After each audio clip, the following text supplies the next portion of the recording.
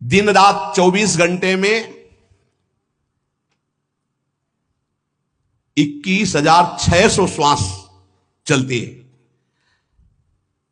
21,600 श्वास में 6 घंटा तो सोने के चले जाते, उसमें तो चेतना नहीं रहती। अब हमको अगर 21,600 नाम हमको जपने को मिल जाए तो हमारी हर श्वास सार्थक हो जाए। जो हम 5-6 घंटा सोते हैं उसमें जिनका अभ्यास है तो बात अलग है, नहीं तो वो व्यर्थ जाती है। तो हमें एक श्वास में कई नाम जपने का अभ्यास करना चाहिए, जिससे 200 माला फेरने पर ये 21,600 श्वासों की गणना पूरी होती है।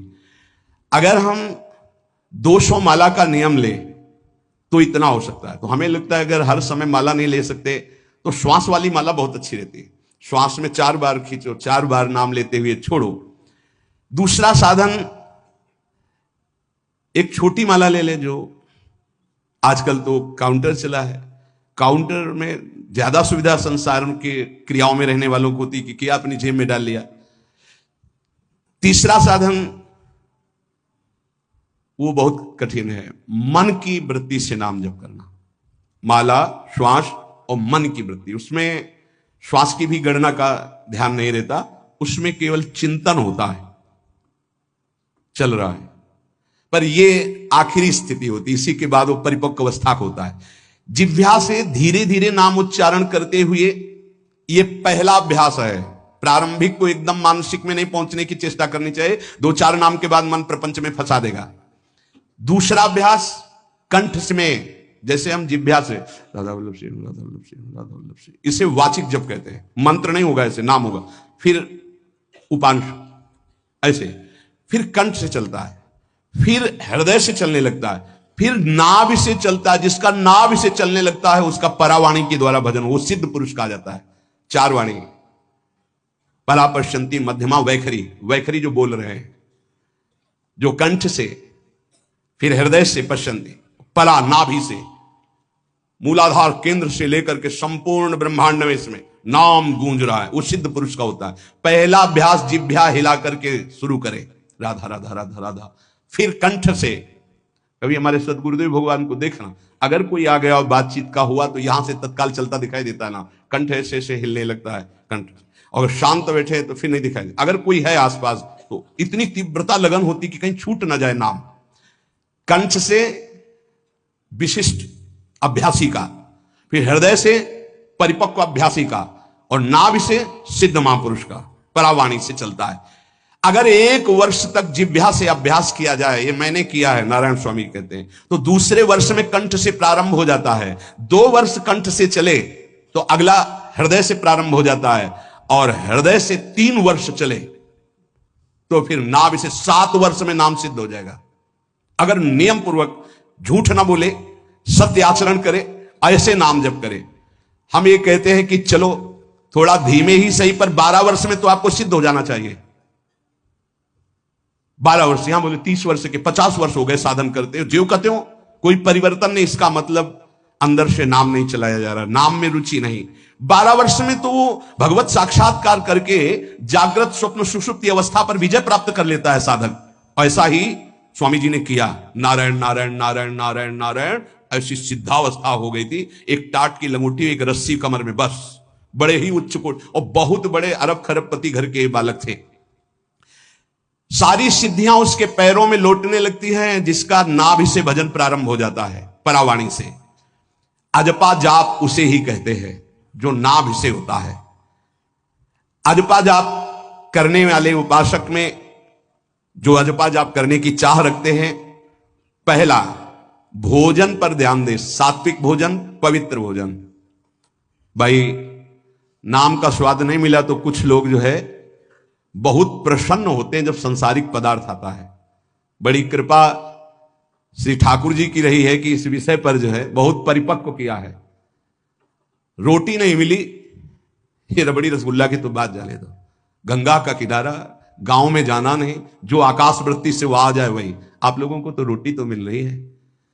पहला नाम सिद्ध करने के लिए भोजन सात्विक और थोड़ा, अगर एक समय पाके निर्वाह कर लो तो अच्छा, नहीं तो 2 समय, 3 समय पाने का तो अधिकार ही नहीं साधक को। भगवान की बड़ी कृपा है, जब भूख थी तब था नहीं, और जब है तो भोजन नहीं पा सकते। वो बड़ा लीला बिहारी है। जब भूख थी तब भोजन नहीं, और जब भोजन है तो नियम कानून इसके लग गए हैं, ये इतना इतना। दूसरा, पहला भोजन पर पवित्र, देखो नाम जप के लिए बहुत आवश्यक है। यही जीवन है कि अगर आप नाम जप करने लगे तो हमारा बोलना, हमारा जीना सार्थक हो जाएगा। अगर नाम जप आपको करना है तो पवित्र भोजन होना चाहिए। 2 टाइम भोजन पाना है तो थोड़ा थोड़ा पाओ, पेट ना भरने पाए, ऐसा ना लगने की वजन बढ़ गया है। वजन बढ़ गया है तो भजन घट गया है, वजन घट गया तो भजन बढ़ गया है। देखो तुम्हारे संसारिक संबंधी माता पिता चाहेंगे कि तुम्हारा चिकना शरीर होना चाहिए, हष्ट पुष्ट होना चाहिए, लेकिन हम चाहेंगे कि तुम्हारा भजन पुष्ट होना चाहिए, भगवदाकार वृत्ति होना चाहिए। शरीर तो आज है, कल नहीं रहेगा, चाहे जितना चिकना कर लो। संसारिक माता पिता के प्यार में और गुरु के प्यार में यही अंतर है। वो आपके स्वरूप को पुष्ट करेगा तो शरीर तो अपने आप, मन प्रसन्न है तो वो स्वस्थ है, अस्वस्थ होने पर भी स्वस्थ है। अगर शरीर स्वस्थ है और काम वासना है, नाना प्रकार की चिंताएं, ये थोड़ी माता पिता दूर कर पाएंगे। वो तो तपस्या और साधना से ही दूर होती है, ध्यान रख लीजिए। अधिक भोजन पाना, शरीर को बहुत पुष्ट बलवान कर लेना, तो हर इंद्रियों को भोग देना पड़ेगा आपको। वो कोई तपस्वी होता है, जो तपस्वी होता है वो संयमी होता है, जो संयमी होता है उसके चर्बी नहीं होती, ध्यान रखना। युक्ताहार विहार से, प्राण पोषण के लिए केवल शरीर में अन्न जाए तब नाम में प्रीति होगी। खाते खाते अनेकों जन्म व्यतीत हो गए, वर्षों व्यतीत हो गए, अरे अब तो भजन कर लो, कहां तक खाओगे, ये नरक कुंड है, डाला विष्ठा बन गया। नींद, एक नियम बना लो कि इतना ही सोना है। पता नहीं सोने में कौन सा सुख, नींद में केवल एक बात का सुख होता है, आपका संसार का चिंतन नहीं होता, तो आप जो शांत रहते हैं वो सुख होता है, लेकिन वो तमोगुणी सुख है। अगर आप जागृत में संसार का चिंतन न होने दें और भगवत चिंतन कर रहे हैं तो आप महापुरुष हो जाएंगे। सो के जीवन क्यों बर्बाद करते हैं? एक टाइम रखिए सोने का, बस। ये कोई तुम्हारा सुख नहीं है, ये तमोगुणी सुख है। निद्रा आलस्य प्रमादोत्तम तत्तामस मुदाहृतम। तो एक बात समझ लो, यद तज्ञ विषमी परिणामे अमृतोपमम, जिसमें विष जैसा शुरुआत में लगता है उसका परिणाम अमृत होता है, और जिसकी शुरुआत अमृत जैसी लगती है उसका परिणाम विष होता है। प्रातःकालीन उठ करके सत्संग में आना विष जैसा लगता है, लेकिन उठ के आ रहे हो तो इसका फल अमृत होगा। ब्रह्म मुहूर्त में सो रहे हैं, जीवन बर्बाद कर रहे हैं, अरे ब्रह्म मुहूर्त में उठिए, स्नान कीजिए और सच्चिदानंद भगवान में चित्त को जोड़िए। ये विष जैसा लगता है, परिणाम अमृत जैसा होता है। तीसरा, 24 घंटे में 1 घंटे का तो एकांतवास करना सीख ही लो, चाहे गृहस्थ हो चाहे कोई भी हो। 1 घंटे हमसे कोई बात नहीं करेगा, अपने दरवाजा बंद, थोड़ा 1 घंटे कोई ऐसा समय निकालो जिसमें चित्त को केवल श्री कृष्ण से जोड़ो, प्रियाजू से जोड़ सको। चौथा, विरक्त साधक, तकिया गद्दा, ये सब चीजें अगर लगा के सोओगे तो नाम जप नहीं होगा। देखो, हितधाम में कुशासन और एक ईंट कुशासन के नीचे, सर्दी में ओढ़ने के जो हमारे कंबल थे वो आटे का बोरा बलराम जी ला के दिए थे। जीवन को यदि आप कसौटी पे नहीं कसेंगे तो भजन नहीं होने वाला। अब तो शरीर रोग से ग्रसित है, अब चाहे जहां रखो चाहे जैसे रखो, प्रियाजू जाने। जब तक हमें भगवदाकार वृत्ति ना हो जाए तब तक विषयों को स्वीकार नहीं। ऐसे हैं साधक, बड़ा सुख मिलता है। एक ऐसे पड़ा हुआ है आसन, उनके कमरे में जाके देखिए, केवल आसन ही है। कितने ऐसे साधक राधा के कुंज में रहते जिनकी चटाई केवल है, न तकिया है न गद्दा है न कोई, उसी चटाई को ऐसे खड़ा कर दिया, बिछा लिया, बस उसी में पड़े, भोजन मिला पा लिया, ऐसे रह रहे हैं। कमरे में देखो जाके तो ऐसा लगेगा कि इसमें कोई रहता ही नहीं, कुछ है ही नहीं, केवल चटाई है। तकिया गद्दा विशेष विलासिता की वस्तुएं, तो नाम जप नहीं होने वाला, ध्यान रखना। जहां पड़े आराम से नींद आ जाएगी, सो जाएंगे, और जब तो नींद उतनी आएगी जितनी आवश्यकता है। भजन का खजाना तिजोरी में रखें, कभी किसी से बताएं नहीं कि आपका भजन कितने माला कितना होता है। पूज्य नारायण स्वामी जी कह रहे हैं, भजन को खजाने में रखने का मतलब है लूटने वाले डाकू माया भेजती है, काम क्रोध लोभ मोह मद मत्सर आदि, और प्रिय गृहस्थ भगत आदि। कैसे प्रिय गृहस्थ? स्वामी जी अब ये सब आप ही कहा है, बहुत बीमार है, आप देखना, ठीक है। दूसरे की दुख निवृत्ति करना संत का स्वभाव होता है, पर हम जिस मार्ग के पथिक हैं, हमारा कर्तव्य है। हमारे पास हमारे प्रभु के सिवा कोई नहीं, हमारा जो कुछ है वो प्रभु हैं। ए भैया, जैसा श्री जी चाहेंगे वही सब मंगल करेंगे। ये शब्द होना चाहिए, उससे उसका भी मंगल होगा, आपकी भक्ति पुष्ट होगी। कभी भी जो गृहस्थ में भजन करता है, किसी भी तरह का किसी से भी कोई प्रतिग्रह ना ले। नहीं ले लो, ये लो ही बढ़िया है, रख लो। नहीं महाराज, हमारा ये मार्किन का गमछा ही काफी है हमारे लिए। नहीं नहीं नहीं, ये प्रसाद पाल, हाँ इतना किनका दे दीजिए, भगवत प्रसाद है, ये हमारे लिए पर्याप्त। गृहस्थी में अगर आप भजन करते हैं तो अपने भजन को बचाने के लिए किसी से भी दान पुण्य, किसी का भी बट रहा है वो स्वीकार ना करें, किसी से प्रणाम नमस्कार, किसी से अपनी सुविधा सेवा स्वीकार ना करें। और जो विरक्त है उसको ध्यान रखना चाहिए कि हमारा जीवन केवल जगत मंगल के लिए विश्वेश्वर भगवान को समर्पित जीवन है। ना हम किसी को शाप दे सकते हैं, ना किसी को वरदान दे सकते हैं। सेवक स्वामी की इच्छा को देखता है, ऐसा ऐसा, हाँ प्रियाजू की जैसी इच्छा होगी वैसा।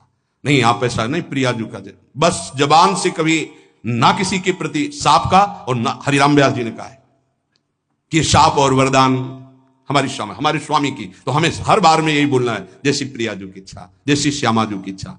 नहीं आप कुछ कह दीजिए राधा राधा राधा, नहीं कैसे मंगल होगा, आशीर्वाद दीजिए राधा राधा राधा, बहुत संभाल के।